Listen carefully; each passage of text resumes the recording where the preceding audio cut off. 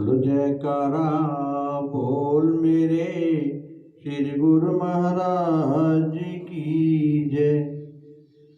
परम पुरुष पूर्ण धनी श्री परमहंस दया, भवबंधन के काटने प्रकट भये कलिकाल। गुरु बिन सुख कम न मिले भर मत सब संसार। महाअंध भव कूपते सतगुरु काढ़निहार। गुरु है सब कुछ जगत में गुरु ते सब कुछ हो। गुरु बिन और जो जानही भक्ति न पावे सो। गुरु बिन कौन बतावई परमेश्वर का ज्ञान। जिन पायो सो गुरु ते गुरु ही को कर ध्यान। जिन पायो सो गुरु ते गुरु ही को कर ध्यान। संस्कृत में कर्म का अर्थ है करना। क्रिया और प्रतिक्रिया, कारण तथा प्रभाव, सभी क्रियाएं कर्म हैं। हम सब हर समय कर्म करते रहते हैं। हम मानसिक व शारीरिक जो कर्म करते हैं उसकी एक छाप पड़ जाती है। बोलना, सोचना, सुनना, सांस लेना सभी कर्म है। कर्म हमारे जीवन का मापदंड है। कर्म अर्थात शक्ति का प्रयोग। कर्म तथा शक्ति का प्रयोग दिखाई नहीं देते, फिर भी कर्म प्रमाण माने जाते हैं। उदाहरणतः हम समझते हैं कि भुजा उठाना एक कर्म है। यह गलत है। शक्ति के प्रयोग से वास्तव में क्या घटना हुई कि भुजा ऊपर उठ गई। अतः शक्ति का प्रयोग ही वास्तव में एक कर्म है।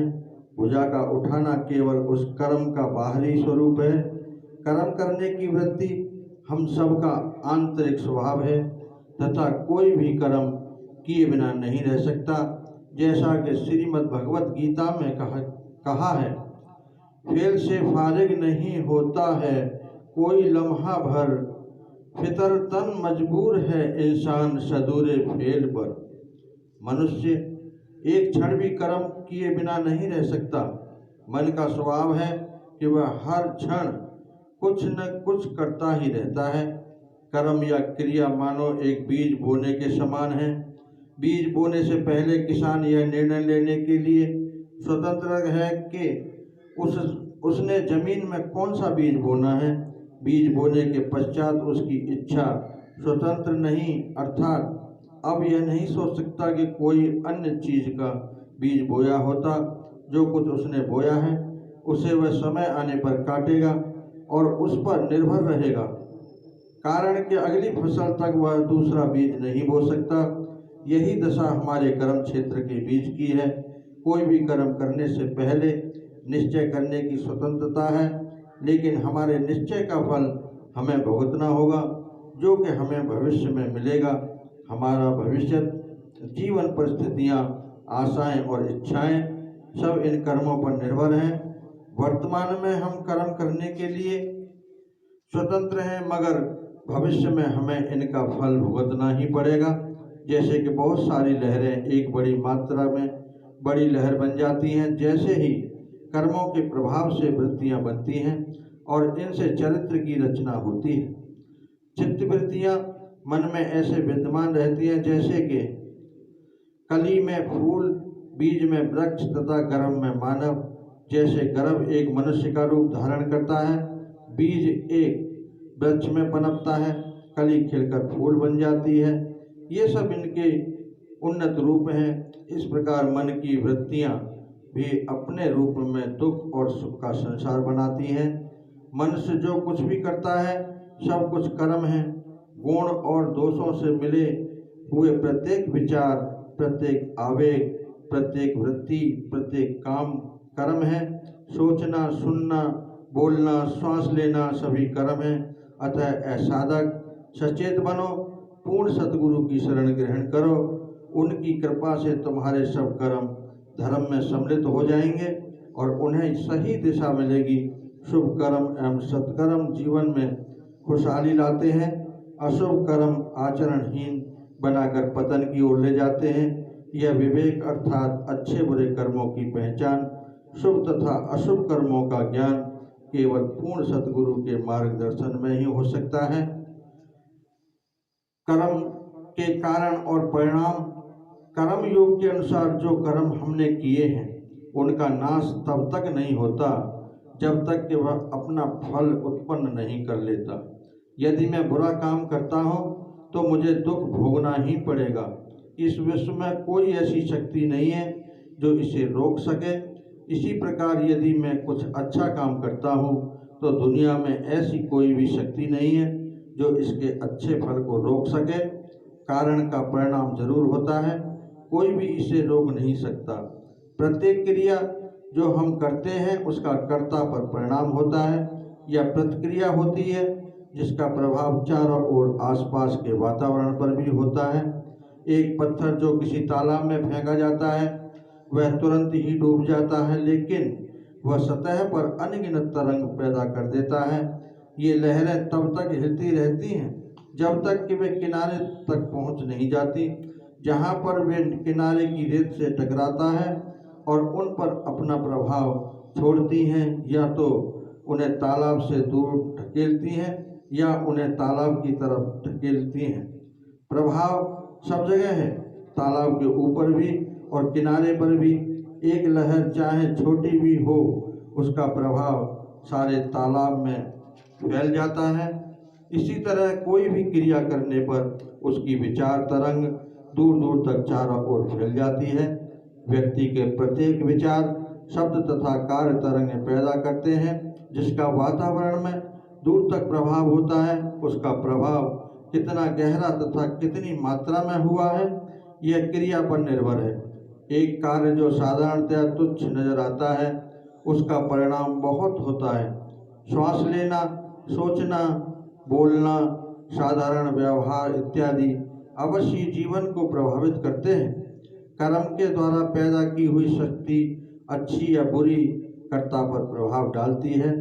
वास्तव में आत्मा की यात्रा इस विश्व में मनुष्य के कार्य अर्थात कर्म पर आधारित है। संत पलटू साहब जी फरमाते हैं, पलटू करनी और की नहीं और के साथ, अपनी अपनी करनी अपने अपने मात। इस तरह हम देख सकते हैं कि किस प्रकार एक क्रिया एक साथ कारण और परिणाम भी हो सकती है और किस प्रकार वह जीवन पर विभिन्न प्रभाव डालते हुए सारी दुनिया को प्रभावित करती है। अनंत श्रृंखला में बंधे होने के कारण परिणाम को हम अलग नहीं कर सकते, न ही इसे व्यर्थ या अनावश्यक कह सकते हैं। यह देखा जाता है कि प्रत्येक कार्य चाहे कितना भी छोटा दिखाई दे, कई परिणाम पैदा करता है।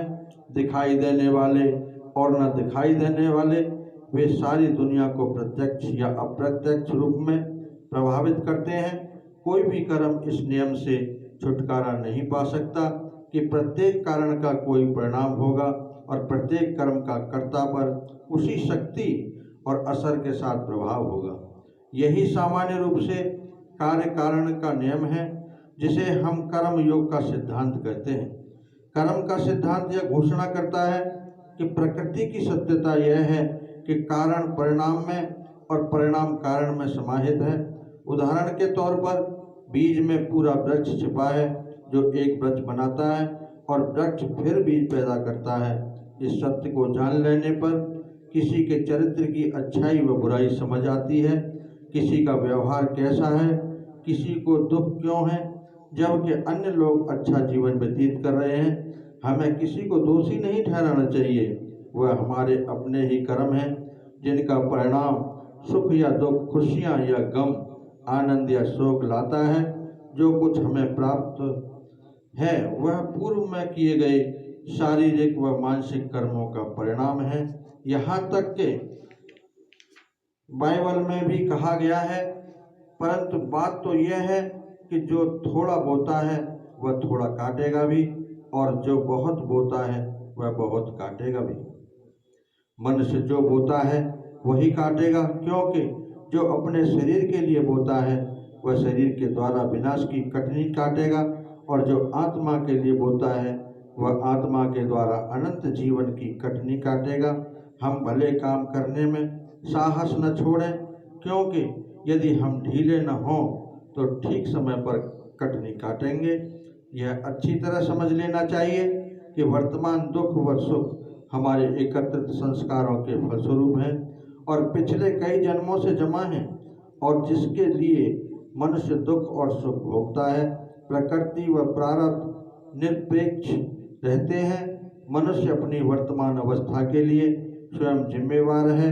यह उसके अपने ही कर्मों का फल है। यदि कोई शिकायत करे कि उसने केवल खुशियों की इच्छा की थी पर उसे दुख क्यों मिले, तो उसका उत्तर यह है कि उसने जिन चीज़ों की इच्छा की थी उसमें दुख निहित था और कोई भी उसके परिणाम में उसे बचा नहीं सकता।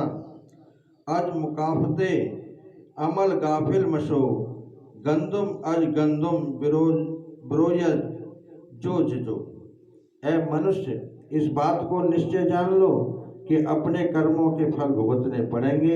यदि गेहूँ बोओगे तो गेहूँ काटोगे, यदि जौ बोओगे तो जौ ही काटोगे। जो कुछ भी हम प्राप्त करते हैं वह निश्चय ही अपनी इच्छा या कामना के अनुसार प्राप्त करते हैं। सांसारिक इच्छाओं का फल है दुख, बंधन तथा नीच योनियों में जन्म लेना। प्रकृति के नियमानुसार इसे कोई कम नहीं कर सकता तथा न इसे बढ़ा सकता है। जैसे बोओगे वैसे काटोगे, अपने विचारों के सानुरूप बनोगे। अवगुण बोने पर अच्छे गुण पैदा नहीं होंगे। जैसा कि गुरबाणी में भी कहा गया है, जो जी होए सो उगवे मुँह का कहिया भाव, बीजे बिख मंगे अमृत बेखों एहो न्याव। व्यर्थ की बातों का कोई फल नहीं मिलता। हर फल का श्रेय किसी क्रिया को लेकर ही है। विष का बीज बोने से अमृत की आशा रखना कैसे संभव है। एक साधारण बीज उचित समय आने पर वही फल देता है जो कि उस बीज में विद्यमान है। किसी और तरह का फल उस बीज से जो बीज बोया गया है संभव नहीं है। एक किसान अपने बोए हुए बीजों से छुटकारा नहीं पा सकता। इसी प्रकार हमारा प्रारब्ध जो हमने बोया है उससे हमें छुटकारा नहीं मिल सकता। चाहे हमने गलत बोया था, जब फल अच्छा प्राप्त होता है तब हमें कितने प्रसन्न होते हैं। जब ये अच्छा नहीं होता अर्थात तुच्छ होता है तब हम कैसे शिकायत करते हैं। एक छोटा सा कर्म भी बहुत बड़ा फल पैदा कर सकता है। उदाहरण के लिए यह सत्य प्रमाण सबके सामने स्पष्ट है। पांडवों के सबसे बड़े भाई युधिष्ठिर एक सत्यवक्ता व्यक्ति थे तथा जीवन में कभी भी झूठ नहीं बोलते थे। लेकिन जब वे स्वर्ग पहुंचे तो उनका अंगूठा गल गया।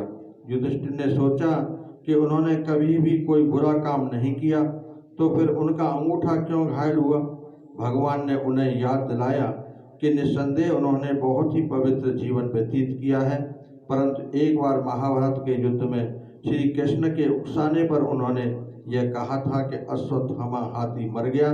ऐसा किसी बुरे ख्याल से नहीं कहा था, लेकिन भगवान श्री कृष्ण ने कुछ विचित्र खेल रचाया। जब युधिष्ठिर हाथी शब्द कहने वाले थे तब ही इतने ऊंचे स्वर में जोर जोर से नगाड़े बजाए गए कि सभी ने यही सुना कि अश्वत्थामा मर गया। सबने युधिष्ठिर के कथन पर विश्वास कर लिया, क्योंकि वे सब उस पर सत्य बोलने का विश्वास करते थे। वास्तव में अश्वत्थामा अभी जीवित था, इसलिए एक छोटी सी क्रिया का भी फल होता है जिसका हमें ज्ञान नहीं होता। इसी कारण संत महापुरुष चेतावनी देते हैं, सोचो और काम करो, पवित्र विचारों से अच्छे काम करो तथा सुंदर प्रारब्ध व अच्छा भविष्य बनाओ। यह जिंदगी आज है, जो इसके बाद आएगा वह कल होगा। आज और कल अधूरे हैं। यदि हम उसमें बीता हुआ कल न जोड़ें तो कारण यह है कि आज हम जो हैं वह बीते हुए कल का परिणाम है। यदि हम अपने विचार व शक्तियों का उचित उपयोग करें, आज की दृष्टि साफ रखें, तो हमारे प्रयत्न हमें आने वाले सुनहरे कल को जरूर ले आने में सफल होंगे। एक व्यक्ति जो सफल व्यापारी है अपने हिसाब में कोई खतरा मोल नहीं लेना चाहता, वह अपने बैंक के खाते में पूंजी जमा करके रखता है तथा अपने भविष्य के लिए सभी प्रबंध कर लेता है। एक बुद्धिमान व्यक्ति भी परलोक की जिंदगी का प्रबंध करता है। जीवन का सदुपयोग करो, समझदारी के साथ पूर्णतया अपने आदर्शों के प्रति यथार्थ भक्ति भाव अपनाओ, तभी एक अच्छे भविष्य का निर्माण होगा। यदि मालिक के नाम या शब्द का सुमरण आज करोगे तो जीवन के अंतिम समय तक यह अपेक्षा कर सकते हो कि तुम्हें नाम सुमरण याद रहेगा, अन्यथा यह कैसे आशा कर सकते हो कि जीवन के अंतिम समय में नाम सुमरण कर सकोगे।